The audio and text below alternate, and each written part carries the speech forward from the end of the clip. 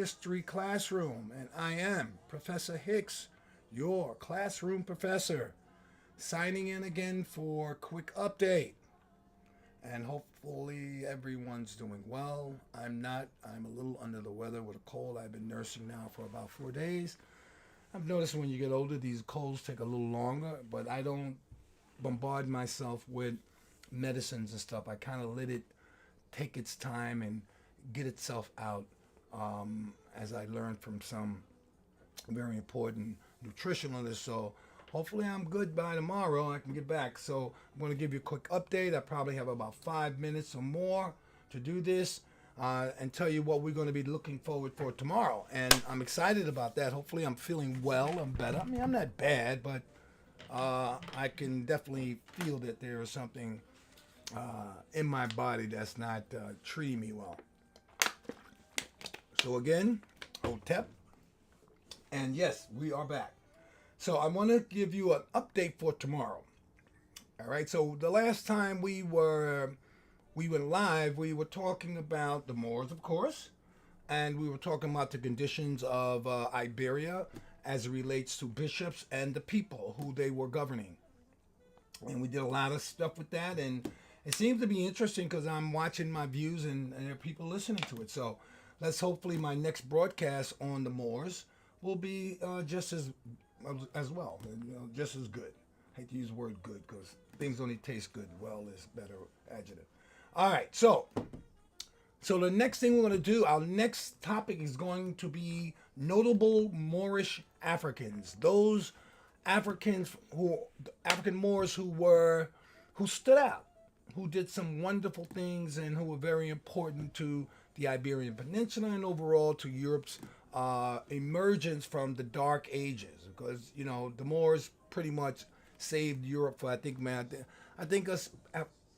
we Africans have saved Europe more than 3 or 4 times. So, yes, after the Roman Empire collapsed, Europe was left in the Dark Ages, and Spain, Iberia, was a part of that.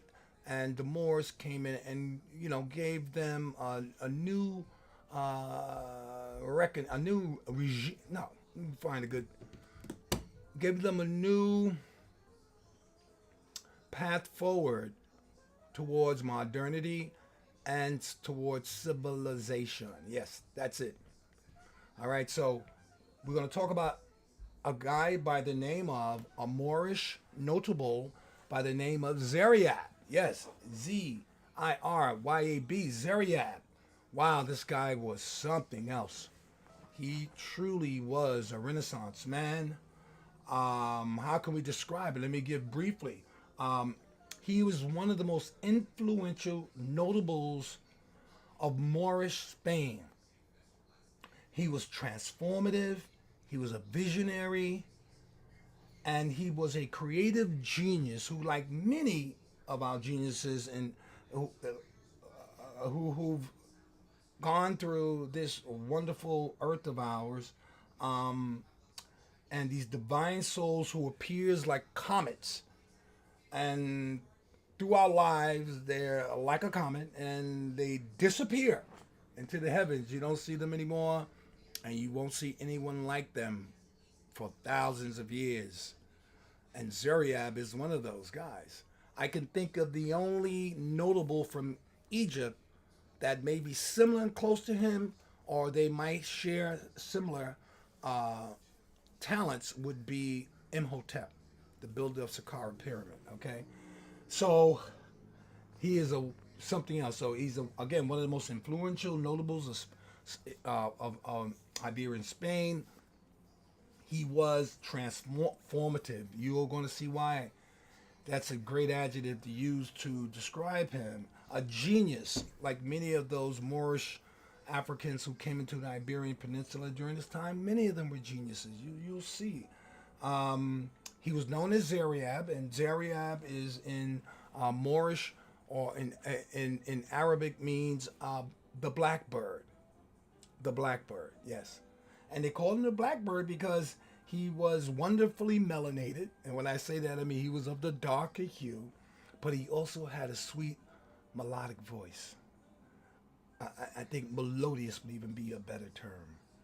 All right, and because of these attributes, they called him the Blackbird, and we're going to see some of what he provided for Europe, and some of the things he did we are still living with today.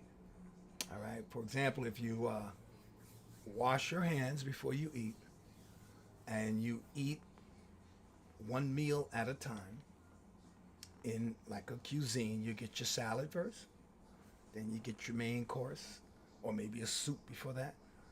All right, Zariab created all of this because before that, Europeans ate as such, particularly those in aristocracy. They piled all the food on the table, and with their hands, they ate. That's what it was like. Well, that will change under Zariab. All right, so I don't want to give you too much because too much is going to blow it. All right. Then after that, we're going to move to the scientific revolution that occurred in Europe, and you're going to see how it occurred. There would be no scientific revolution without the Moors.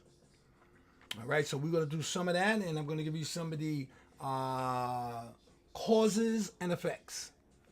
Best way I can describe it. All right, and then we're going to move on to a new topic.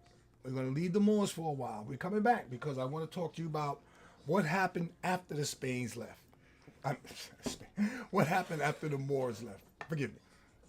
Yes, what happened to Spain after the Moors left? And you are going to see that what happened to them then, Spain, meaning what happened to Spain, is still happening now. It's the old saying, don't kick the baby out with the bathwater. And Spain did that. And to the day, I don't want to say they're suffering, but, well, I'll let you decide when I show you some of the conditions, okay? All right. And finally, I wanted to throw some books at you because, I listened to Dr. Asa Hilliard last night. May peace be upon him because he's no longer with us. And I also want to say Ashe to Neely Fuller. I heard that he left us as well. So just a silent moment for Neely Fuller. And we'll get to you and I'll tell you who he was. But quickly, I want to get out. I don't want to be too long, so I'm going to give you some books. So the next topic is going to be The First Americans Were African. And this is the book we're going to be using. I don't do any of these discussions without a book to discuss from. If you haven't seen this book, you need to get it. From Dr. David Imhotep. He is also an ancestor, recently an ancestor, but he wrote this fabulous book and turned the world upside down. People are still buzzing off this book. Yes, the Mongoloid Indians, as we know them, the ones with the epicantral eyes and who we see on the cowboys, were not the first ones here. Yes, they're indigenous here, but we're aboriginal here. We were the first. We have been here for 130 years, and there's some new science that says that we might have been here 1.3 million years ago. But not going to go there because I don't have documented evidence, and as I told you, I do everything evidence-based. But you will see that Africans were the first ones here in America. Now, I hear a lot on the internet, a lot of my brothers and sisters talking about, we were here, we're not Africans. We're not Africans, we're Americans. Now, see, these people, love them just the same, but they're not doing their scholarship. And they're doing something that Dr. Asa Hilliard said the white man does. The white man or the colonizers hide information and truth in books. And why do they hide them in books? Because they know we don't read. Yeah, we want to get something quick and get us jogging on the Facebook, on the Instagram, and these places. But you got to read. So join us next week. We will be talking about this. We were going to get into the Christians, but I don't want to jump into that yet. All right, the first Americans were Africans. Here's another book that you need to make available to yourself. Brother Tony Browder, The Nile Valley Civilization. This is a wonderful book for those interested in Egypt. Why? Because it breaks it down in layman terms.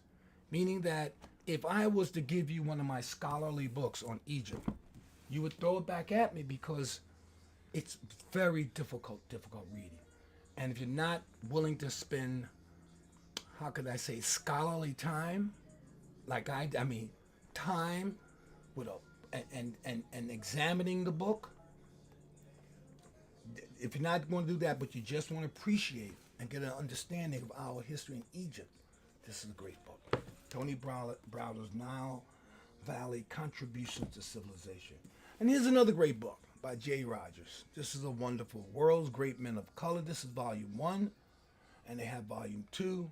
And this brother was an anthropologist back in the 40s and 50s, and he did some wonderful work.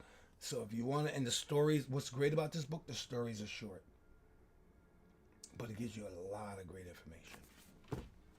Of course, this is the book we've been working on, Ivan Van Sertima's The Golden Age of the Moors. And here's the book, next book we'll be working out of when we start talking about the sports, the Moors after Spain. All right, what happened to Spain after the Moors?